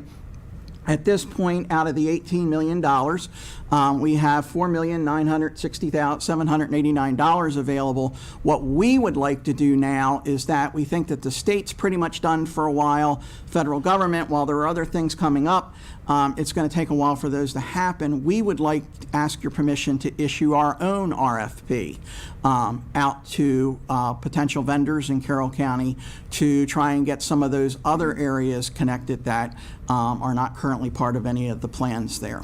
And what we would do is similar to the state. We would issue an RFP, hopefully sometime this summer. There would be a 6-8 week period for people to respond back, and then we would evaluate those proposals that we see and use county funding to move those builds forward as well. But there's other options outside of broadband that could be used to connect these houses. Because if, you know, a house is a half a mile down the road, you know, driveway, it's not, you know, in their best interest to connect. Sure. But there are other options. Right. And actually, if you, the hard to connect households, the state of Maryland is working on a program for that, and that's an excellent point, Commissioner. We do now have a company that appears to be fully operational in Carroll County called Starlink, which is a satellite-based internet service. They provide 100 down, 10 up speed, which is very good. The old standard was 25 down and 3 up, so it quadruples the previous speeds of what was looked at as a wireless-based system. And I've done a little bit of research into them. They cost about $600 for the initial device, and the cost of the service per month is $120. It sounds like the only thing you need is not to be covered by a huge amount of trees at your house, and you would be able to put, it's not a dish. It looks a lot different than a dish. It's actually square and set on a pedestal, and you put this up and you would be able to get that particular service. So why not use that 4.96, you know, onto that hard to connect households, add it to that, and focus our attention on, you know, that being a solution to a lot of the problems that we have. We could do that, Commissioner, but my recommendation would be for us to put out the RFP and see what we get. While we do have those hard-to-connect areas, and I can't tell you off the top of my head exactly how many we have, we still have areas where Comcast, for example, has infrastructure in the area, but as part of their contract, they do not have to build anywhere where there's less than 20 homes per mile there. And we still think that we have a lot of those areas where there are neighborhoods that are in the 10 to 15 homes per mile that a company like Comcast would be able to pick up as part of that. So, and when we put out this RFP and we get responses back, we do not have to make an award. What we're doing is we're finding out what's out there and seeing if we can do that. And then we could take part of that money and we could definitely allocate it to that type of program if you wanted to do that, where people could get the $600 in funding to. Yeah, I don't think you can use FRF money for wireless systems. Why not? Do you know on top of your head? There's a real emphasis on fixed wireless. At this point, with this particular money, some of the other money, the BEAD money that's coming is much more flexible. I mean, it's not. It depends on how you read the regulations, but there's a real emphasis on getting that hardwired service because a lot of satellite internet to date hasn't been super reliable. And tends to be much more expensive and comes with data caps. This FRF money for broadband does not allow you to throttle data or to charge extra for data usage. So some of the satellite programs to date there have been issues with extreme overage costs and unreliable if it's raining. I think Starlink is probably Starlink is brand new here in this area. And addressing some of those issues. They just started about a month ago. I understand. I think, you know, the environment changes. And, you know, just like we say, nobody knows Carroll County better than Carroll Countyans. Our environment in Carroll County, with our properties and personal properties, it may just not be a good solution for broadband, for hardwiring, you know, properties that are off the roads. And this may be a better solution. You know, I think the worst thing to do is ask and they say no. Well, Commissioner, you do have another option there. Ask and they say yes. Yeah, I should say, previous board allocated $400,000 several years ago to allow businesses in Carroll County that were home-based to get up to 50% of their connection cost covered, up to a $25,000 max there. Of that, we've only spent about $220,000. So of that $400,000, so you still have $160,000 left from there. You could take and allocate a portion of that if you wanted to towards the wireless program if you wanted to pursue that. And that's not FRF money. And it's That no was county. FRF money. It's county funds and. I also don't want to do a whack-a-mole type of approach. Well, You know, we just thought as that the money's there. $400,000 is going really quickly. It's been, I think, now 4 years, and we've only spent about half of it. I don't think it's going to. I'm not sure how hard it was marketed to, I mean. Oh, very hard. We were on the radios. We were at the Chamber of Commerce. We were on cable TV. Got it. We had actual flyers that were given out. I mean, it was between technology services and economic development, it was a very strong marketing campaign to move that forward. And right now, it's Comcast and Quantum who are the two companies that are pretty much taking advantage of it when they can. Yeah, okay. Any, The point of this yeah. slide really was just to let you know that there is more money coming. So we, you know, some of it is a wait and see. The BEAD program is in the initial. The state received a large chunk of money to do planning across the state, and they're working with Mark and Jay and all of people like Mark and Jay across the state to solicit feedback on what is needed. And the Middle Mile program could potentially bring fiber rings, which is out of my area expertise, but fiber rings across the northern part of the county, which would add capacity or backbone infrastructure. I'm not sure how you describe it, but that's a potential new program that would not necessarily involve Carroll County per se, but it's a large ring of fiber. Right, and actually, we are working with the Maryland Broadband Cooperative. They have applied for a grant, and I've gotten along pretty far in the process, where they will actually be building fiber across the northern portion, not just of Carroll County, but across the entire state there. And they worked very closely with us to make sure that the path in Carroll County was something that was going to be beneficial to Carroll County, not just to the state of Maryland. So, but Jay and I would like to come back before you in a couple of months as we get this information together and really give you a good detailed overview in the public. Jay's worked very hard with Chris Weinbrenner and Chris Swam to get our website up to date, to make people aware of the fact that this FCC map is out there. You can go out there, put in your own address. You can find out who is supposed to be able to provide service to you, the contact information for those companies. Again, not 100% accurate by any means. We've definitely found discrepancies, but it is a starting point. It's a lot better than where we were 2 years ago with knowing where broadband was and wasn't in the area. is this an additional layer on ArcGIS that people can just reach out to, or looking at properties and what they're have available to them? Or? You can go out to this FCC site and put in any address you want, it's and it will FCC. tell you what's there. You can also put in an area. Yeah. If somebody's saying, hey, I'm looking at X area of the county, they can go out to there and they can actually see by property who's available at each of those particular locations. So they did a very good job with getting the map together. It's just the data behind the scenes just needs some work to get cleaned up. Cool. Okay. We do have a pending action. Is there any other questions prior to that? So, yeah, I for one, look forward to hearing from you in a month or so. So I would encourage you to get that on the agenda. Broadband's a big issue in the county.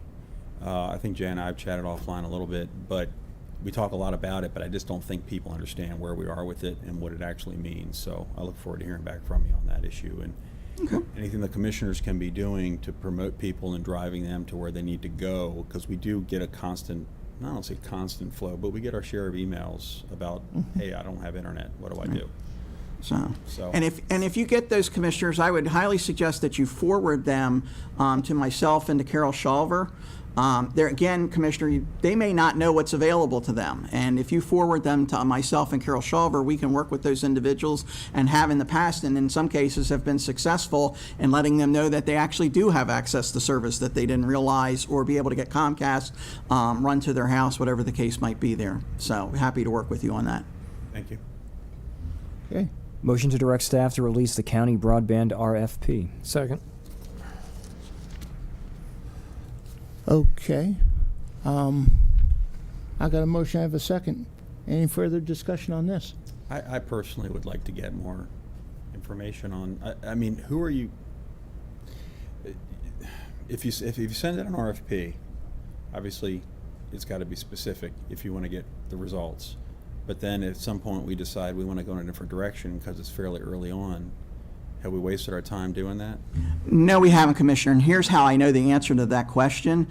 With this last grant opportunity that was available, that was awarded to Quantum Internet Services, both Verizon and Comcast submitted applications to the state of Maryland that were not accepted, that cover some of these other parts of the county that are not currently there. So what I'm hoping is by us issuing our own grant, it will give them the opportunity then to reapply for funding so that they could get those areas covered that they had presented to the state of Maryland.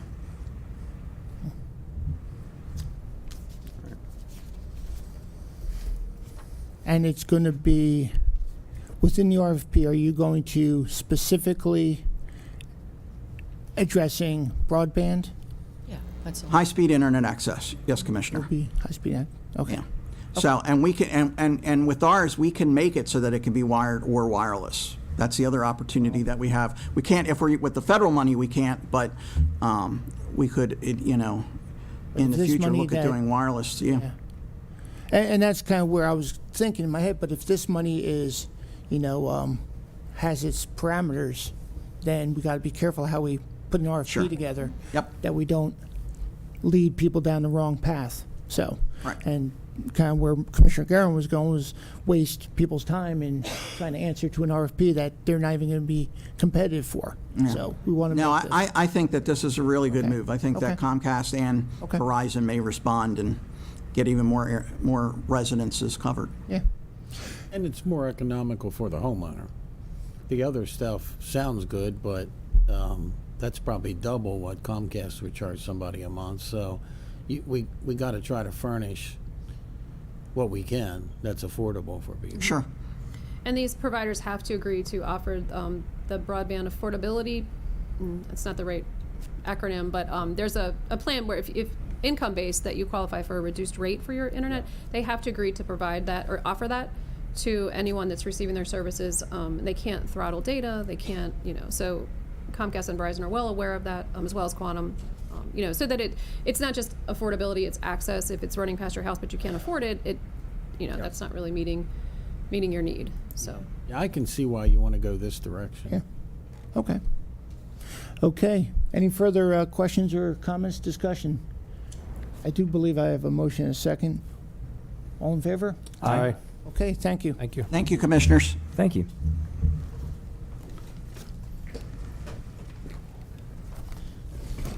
Okay, let's move on to budget update for third quarter FY23. Mr. Zaleski, Ms. Effingham.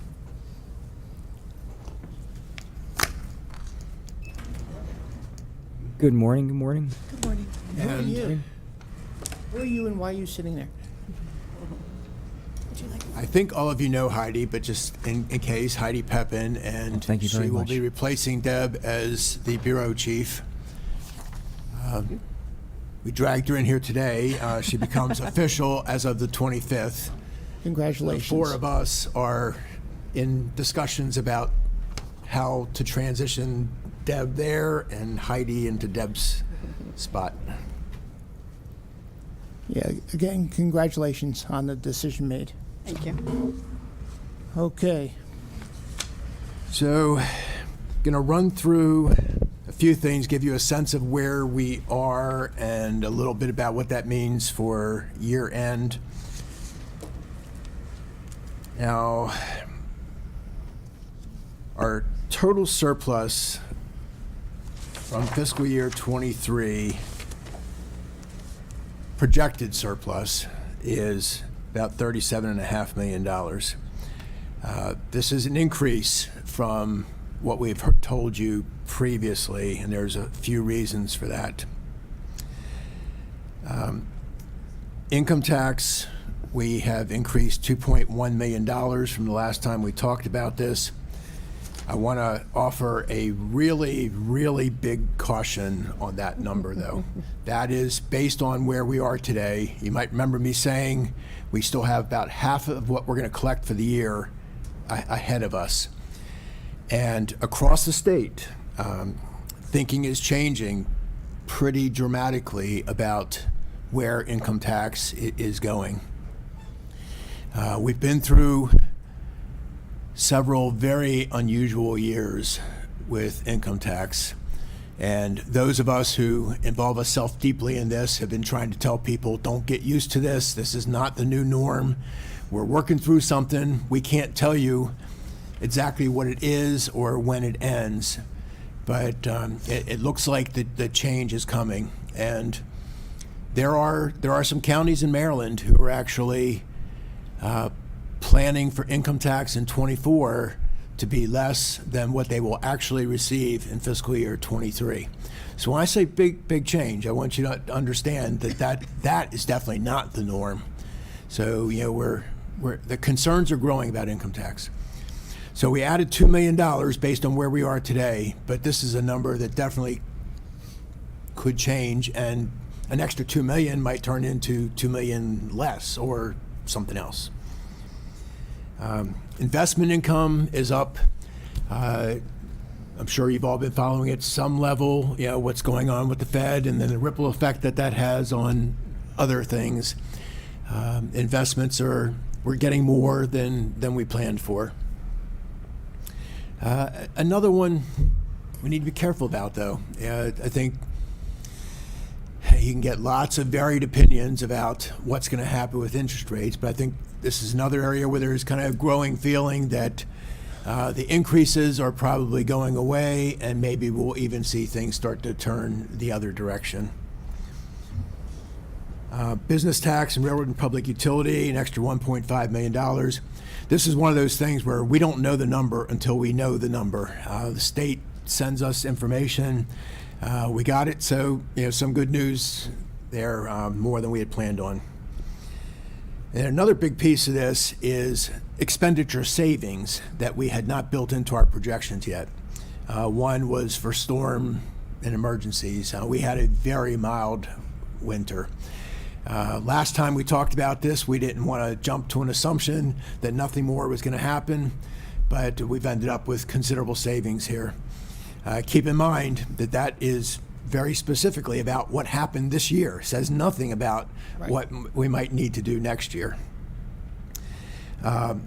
Fire transition. This is all about timing.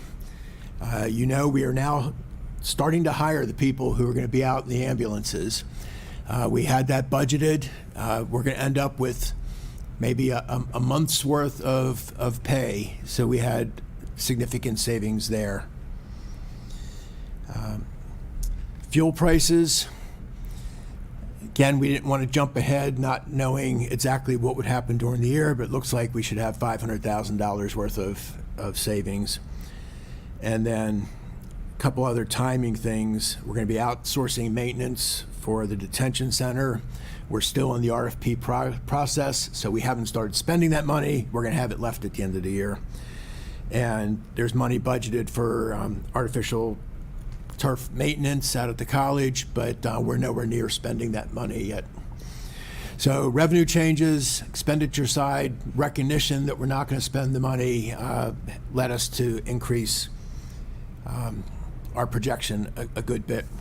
Now, I provided you with, actually Deb provided you with a spreadsheet that looks at revenue growth over the years and how surplus or unassigned fund balance has changed over years.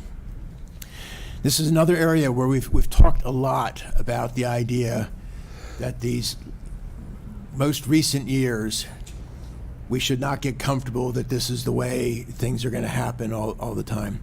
This is actually will probably be the 4th consecutive year where we've had an unusually large unassigned fund balance. My message here is the same. I don't believe this is the norm. And you might remember me saying before, if we got into a situation where every year we were turning out surpluses of 5 or 10%, I would be saying to you, okay, we don't need to be doing this. We need to be thinking about this differently. That is not my message here, although this will be 4 consecutive years. My message remains, this is not our expectation. This is about things that have been happening. And one really big piece of this, one reason we've had larger than normal surpluses is because of how we were trying to react or not react to what was happening with revenues. We didn't want to get ahead of things and commit to money that wasn't going to show up. On income tax now, if you remember back to when we talked about more in depth about revenues, we've now made a very large change to our ongoing expectations for income tax. We raised the base for FY24 by $17 million, something around $17 million. So where we were ending years with income tax coming in higher than we budgeted, leading to a surplus, we don't see that happening with income tax anymore. And couple that with what I was saying earlier, that we might be seeing a turn in income tax. We had a similar story with recordation. We had an unexpectedly hot housing market that led to unusual growth in recordation. That's not going to continue. I have no reason to think that in FY24 we're going to see us coming at this point of the year saying we're expecting more in recordation than we budgeted, or significantly more. Now there has been some discussion. If you keep having these big surpluses, either you have enough money to do something else we want you to do, or you should be returning this money to taxpayers. I don't believe that this position puts you in position to do either of those things. And back to this year. Well, sorry. Just a question. The FY23 budget, we have in place an operational reserve, correct? The reserve for contingencies? Reserve for Yes. contingency. FY24, we do not have reserve for contingency, or do we? You do. Is it a 5%? Okay, you're mixing up different I am. things. I apologize. Okay, reserve for contingencies, every year, this is in your budget. It's actual appropriation to your budget of 1%. Although in FY23, we actually put in an extra $2 million beyond what would have been 1% because of concerns about rising prices. Wanted to make sure that you had some room to deal with things if necessary. That is in 24 and is in every year of your plan. The 5% was a proposal I made to, by policy, keep unassigned fund balance available with Right. no designated use. That didn't happen. And that was, you were calling that, I apologize interrupting, but that was a operational reserve, right? Or something like to that effect. Well, yes, it would be. Right. And my argument to you for that was that is, if we had that money there, that's our flexibility, that's our safety for shifts and changes that we can't predict. And this actually, ties to the idea of how we approach budgeting as well. If we had that 5% on the sideline, we could think differently about some of the choices we make. Maybe you could be a little bit more aggressive about how you budget income tax if you know that you have $25 million sitting over here if you turn out to be wrong. Without that, the consequences are more significant if you're wrong. So I proposed that. The board did not act on it. Right. So that isn't part of our picture in any year. And we don't have, it's not just 5%, it's nothing. We agreed not to put that in place, correct? Nothing beyond what would already be there Right. naturally without us Okay. making a specific decision. So there will be unassigned fund balance. Sure. And if everything goes as we're saying it here now, it would be $37, $37 million. Right. But then, going into the FY24 budget, we had a significant balance, which all but $500,000 got used by various budget choices. Right. So that is no longer there as a safety for us. Right. Okay. Back to the 1% reserve for contingencies, is there a good history of what portion of that has been used each of the last 5 years? I don't have it readily available, but we can, and it varies a lot from year to year. And in most years, most of it remains available. But the more interesting thing for me is the years where it gets used, because without it, that would have meant we would have been forced into other decisions that we might not have wanted to make. I think one example I can remember is when we had to dip into it is when we had Snowmageddon. The back-to-back blizzards in February and March, whichever it was, a few years ago. I think if I remember correctly, that was one year that we. Yeah, and that is the biggest reason why it would get used up. We've had years where we spend everything that was budgeted for snow, but the costs keep on going beyond that.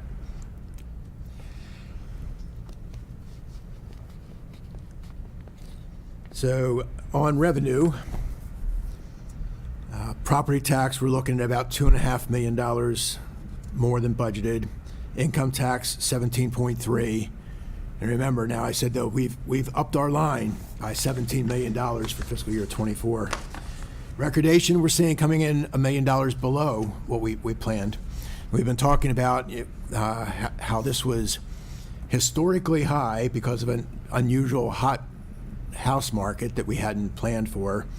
Kept talking about this isn't going to last. Well, we're there now. It's the market is turning, and we're actually going to come in under budget probably. Some other ups and downs through other budgets, but not significant. Expenditure savings, a lot of it is about open positions in various places across the organization.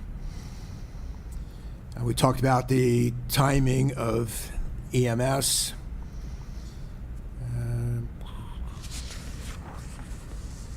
You asked about the reserve for contingencies. As things stand, we have about $5 million remaining there. It said on that point, so the estimated for FY24, our reserve for contingencies looks like, what does that number look like? It's 1% of budget, so it's going to be 5 point some million. Okay, so that 5 million you just mentioned is remaining from FY23 though, correct? Yes. You did dip into that.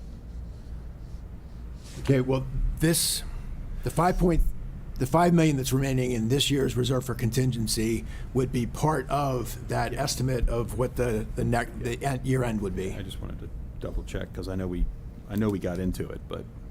Okay, well, yeah, there has been use of the reserve this year. $2 million. See, there was $26,000 for an antenna at the circuit court, about $250,000 for space for the sheriff, about $650,000 for space for the sheriff, $50,000 for something we had to do in 911, $50,000 to land resource management, $560,000 to the state's attorney and courts for the bonus that you gave, and $250,000 to outfit new space for the sheriff. Yeah, thank you. Now, some of those requirements that we used for the sheriff, it was either using it then or using it now, correct? I mean, we kind of moved forward timing-wise in allocating or in allocating or providing those funds using that 1%. Is that Well, correct? there was an argument to be made with the, potentially with them not having to incur costs down the road to Right. deal with where to put people. But so in that one particular case, I think I'd probably characterize it that way. Yeah. Because we shouldn't be spending that money in FY24. I mean, it's already spent, right? Right. So we just did it 3 months ahead of, or 6 months, whatever it is.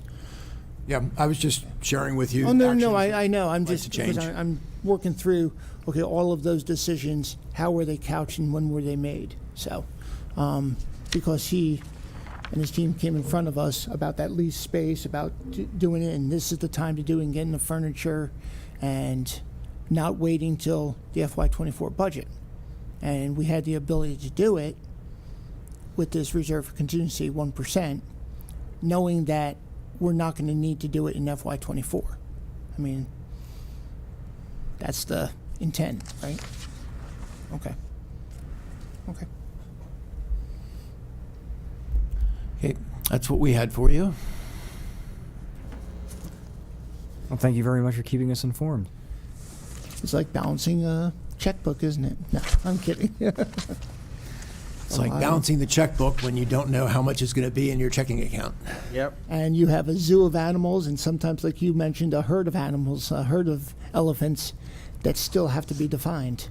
And there's still a lot of questions out there about that herd of elephants. And that's a good point on the importance of having something in unassigned fund balance. I think we all acknowledge that there are big costs coming to us with Blueprint, which is going to be an ongoing thing we need to deal with. Right. But having some one-time money might be important in giving time to figure out how are we going to address the ongoing change. Yeah. I mean, it would be nice to have the ability to say no, but that's not a realistic approach to taking care of our community. And yeah. And it's going to be defined. I don't know if I'd agree with that. Totally agree with that, but we'll see what happens. Well, saying no on Blueprint, we did talk about this once, and I said the state has authority in some places to take our income tax if we don't do something that's mandated. And I did look into it, and I believe that is the same case here. So we can say no, but the state will then say, well, if you were supposed to put in $20 million, we're withholding $20 million of income tax. Right. So, okay.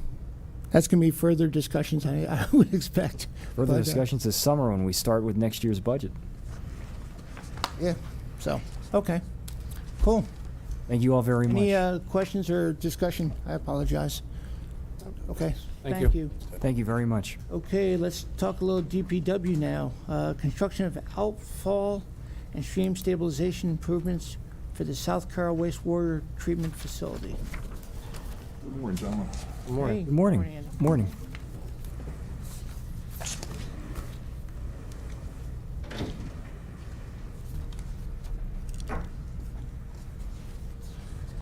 The Office of Procurement, in cooperation with the Bureau of Utilities, requests your approval to award a contract for the construction of the outfall and stream stabilization improvements for the South Carroll wastewater treatment plant to HTI contractors in the amount of $98,549.50. This award will be made via competitively bid term contract. Bids were solicited from four term contractors, and proposals were received from 2 of these contractors. They are summarized below, with HTI contractors being the lowest bid. Gentlemen, the South Carroll wastewater treatment plant is located on the grounds of South Carroll High School in the Winfield area, and it treats wastewater from Winfield Elementary School, the Winfield Fire Company, and of course South Carroll High School. This version of the plant has been in operation since 1993.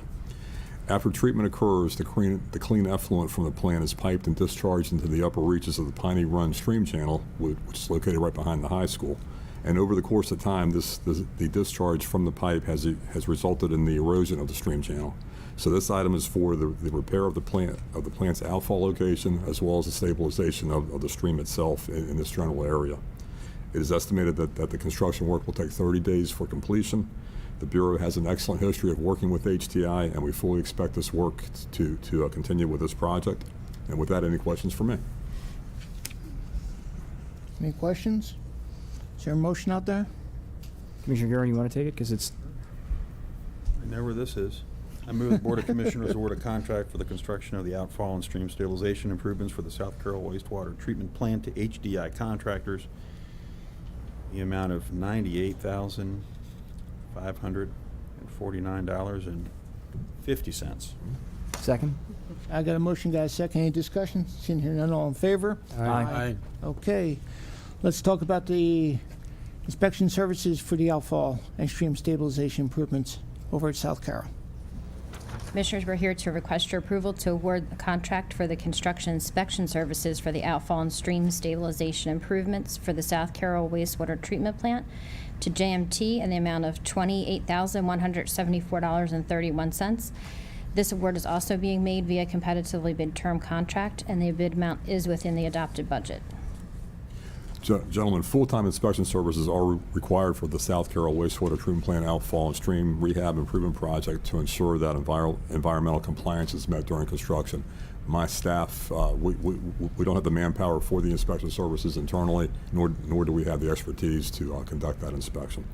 And we have used JMT for construction work on similar projects with very good results. Any questions for me on this? Any questions, discussion? Is there a motion? Sure, I'll do the honors. There's a stream behind the high school. There's a hole in it, kind of a hole in the stream that we used to swim in after track practice. I have a feeling maybe it wasn't treated at the time. It's too late now to termination, but Have you been very healthy in your adult life? I've been healthy so far. So you're knock on not wood. blaming the thinning hair on that? Yeah, it was nice and cool. But I move the Board of Commissioners award a contract for construction inspection services for the outfall and stream stabilization improvements for the South Carroll water treatment plant to JMT in the amount of $28,174.31. Second. Got a motion and a second. You weren't worried about the purple water, were you? I mean, You know, if it was purple, we probably still would have gotten in there, but you know how high school is. I hear you. Not known for their good decision-making, not right? All in favor? Aye. Thank you. Thank you, gentlemen. Thank you. Thank you very much. Okay, let's talk about contract, for heavy equipment, parts, and services regarding ambulances.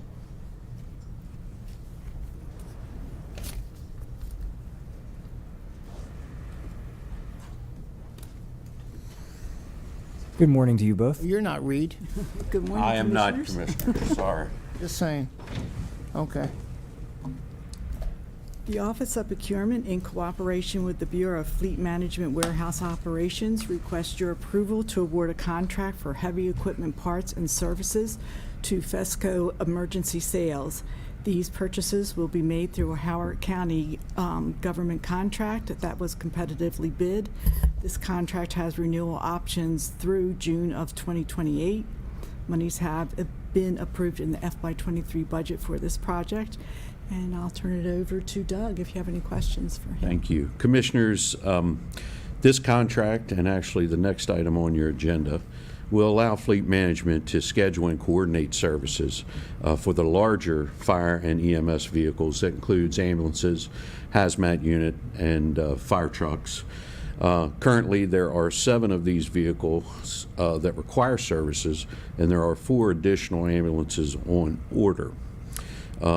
This shop, as well as the next shop, have emergency vehicle technician, certified personnel to provide assurances that there are credentialed mechanics that are inspecting and servicing the county-owned vehicles.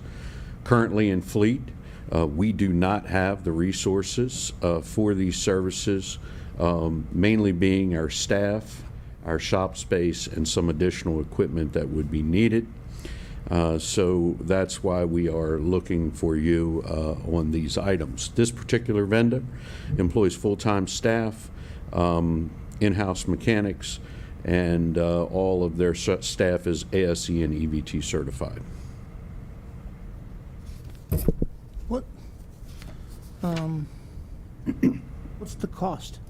Sure. So at FESCO, they are at a labor rate of $146 per hour. Comparison, our shop labor rate is $75 an hour.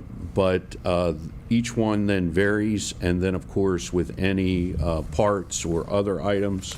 A recent example, which was a 2018 Ford ambulance, was about $2,300 for its service. Okay.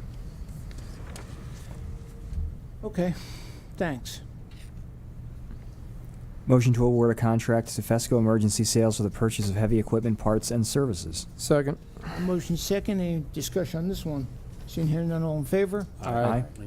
Thank you. Okay, let's talk about contract for OEM parts and services regarding ambulances. We are here again to request your approval to award a contract for OEM parts and services for heavy equipment and medium to heavy-duty trucks to Atlantic Emergency Solutions. These purchases will be made through a Howard County contract that was competitively bid, and this contract has renewals through renewal options through March of 2027. And again, monies have been approved in the FY23 budget for this project. Okay, I'll turn it over to Doug. Commissioners, as mentioned earlier, this contract is with a different vendor. It does offer us options and flexibility for scheduling. The labor rate is a bit higher. This particular vendor is $152 per hour. Other than that, everything else remains the same. Okay, Motion to award a contract to Atlantic Emergency Solutions for the purchase of OEM parts and services. Second. got a motion, got a second. Discussion? Seeing here none, all in favor? Aye. Okay, Thank you, Commissioners. thank you. Great day. You too. You too. Thank you, Doug. Okay, now let's talk about installation transfer switch and generator inlet box. Morning, Commissioners. Morning. Morning. The Office of Procurement, in cooperation with the Bureau of Facilities, requests your approval to award the installation of a transfer switch and generator inlet box at the Safe Haven Building in Westminster to Urban Francis LLC in the amount of $52,000. Requests for bids were solicited. Urban Francis was found to be the most responsive and responsible bidder. This project is being fully funded by the fiscal recovery funds, and no additional funds should be needed. And I'll turn it over to Justin. Morning, Commissioners. We're here today for your approval to award Urban Francis the contract for the installation of the transfer switch and generator inlet box for Safe Haven. This site is a 24/7 site, and with the inlet transfer box, this will allow backup power for emergency services if they would lose commercial power through BG&E. In facilities, we do have towable generators where we can put behind the truck, take them to the sites. Temporary cables are already hooked up. We plug in our generator, hit the transfer switch, we supply power to the facility till BG&E restores the power. So if you have any questions regarding this project, I can answer anything you may have. Any questions? I mean, they're very competitive prices, at least 3 of the Sure. 4. Yep. We've used Urban Francis before. Absolutely, and they're actually a term electrical contractor for the county as well. Okay. I move the Board of Commissioners award the contract for the installation of a transfer switch and generator inlet box at the Safe Haven Building to Urban Francis LLC in the amount of $52,000. Second. I got a motion, I got a second. Any discussion? Seeing here none, all in favor? Aye. Thank you. Have a great day. Thank you. You too. You too, thanks.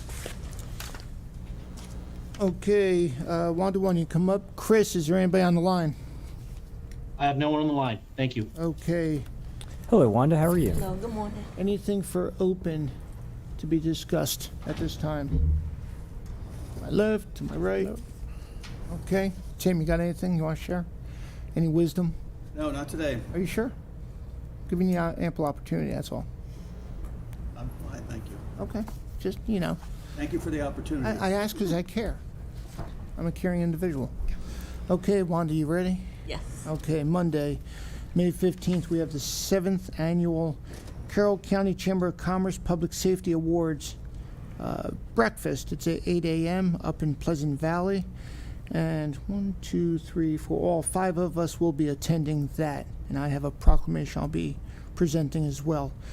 On Tuesday, May 16th, Commissioner Gordon will be participating in the Planning and Zoning Commission at 9 a.m. and then a Veterans Advisory meeting at 2 p.m. With Commissioner Gordon and Commissioner Kyler attending. On Wednesday, May 17th, I have a Mako corporate partner cruise. And I think it's like the board of Mako is what that is. And it's down in Annapolis at 5 p.m. They thank the sponsors and Is that stuff. what it that- is? Yeah. Okay. I have to thank people. And then 5 p.m. Community College Board of Trustees, Commissioner Kyler will be attending. ESAC at 7 p.m., Commissioner Guerin will be attending. I think I got the better one being in Annapolis. I'm just saying. But Thursday, Board of, we meet open session at 9 a.m. We have a handful of activities and proclamations for Priority Carroll.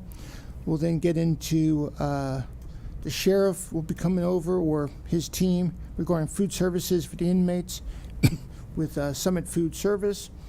A briefing, possible decision on Westminster Annex number 76, the Ellsworth Cemetery. Approval and submission of the FY 24 to 27 area plan individual grant application from Aging and Disabilities. Proposed changes to Chapter 94 regarding Parks and Recreation. Mr. Deggets will be, coming in front of us. Reprogramming of APX portable radios from Public Safety. Ms. Hawkins will be coming in front of us on that. Microsurfacing from DPW.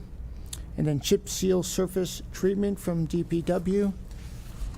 And then there'll be discussion on the Freedom District Water Treatment Plant from Mr. Watcher. Andy will come in front of us. And then we're going to go in closed for land acquisition. At 1 p.m., we have scheduled the FY24 budget adoption. And then a work session on community solar in ag immediately following that. At 6 p.m. is the Carroll Community College Special Education Citizens Award Ceremony over at the Community College Scott Center. Right now, we don't have anybody scheduled to attend, but that may change. We'll see. Friday morning at 10 a.m., I will be attending the 16th Annual Fallen Heroes Memorial Service over at the Public Safety Education Center down in Sykesville on the Springfield properties. And then at 1 p.m. on Saturday, May 20th, Commissioner Gordon will be participating in the Court of Honor for Scout Troop 381. Mr. Ryan somebody, Alasakis? Alasakis, yep. Alasakis. And then Commissioner Guerin has the podcast on the 21st. And then Commissioner Guerin gets to go fishing at the Crimgold Park Fishing Rodeo. Bring home the dinner. Monday, May 22nd, nothing scheduled.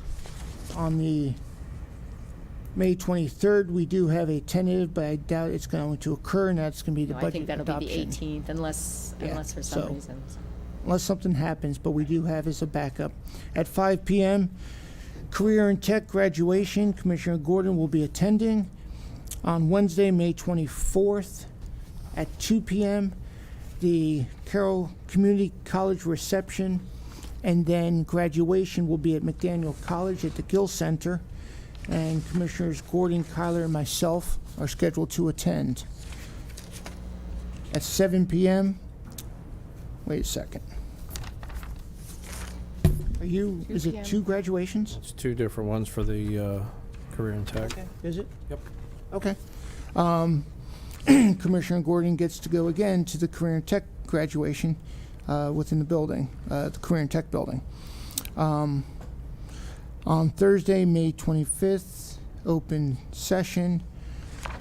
Let's see, Board of Public Health, or Board of Health, excuse me. We will convene at 9:15 a.m. And so we will then go out of the Board of Public Health, come into open session, back into open session for briefing and request to go to public hearing on the water and sewer triennial update. Ms. Eisenberg will be presenting, and then she will stay with us for the Westminster Annexation Number 76, the Ellsworth Cemetery, Unless you make a decision on the 18th. unless it's made on the 18th. And there is a backup just in case for the budget adoption for that morning as well. The Greater Baltimore Committee, I will be attending that it's a board of directors. And just for edification, the Economic Alliance of Greater Baltimore and the Greater Baltimore Committee have combined together now just into the Greater Baltimore Committee. And then I have the podcast on the 28th, which is Memorial Day weekend, isn't it? Or no, is that the weekend before? I think that is Memorial Day weekend, yeah. don't know. I think the 29th is when it's observed. I should know these things.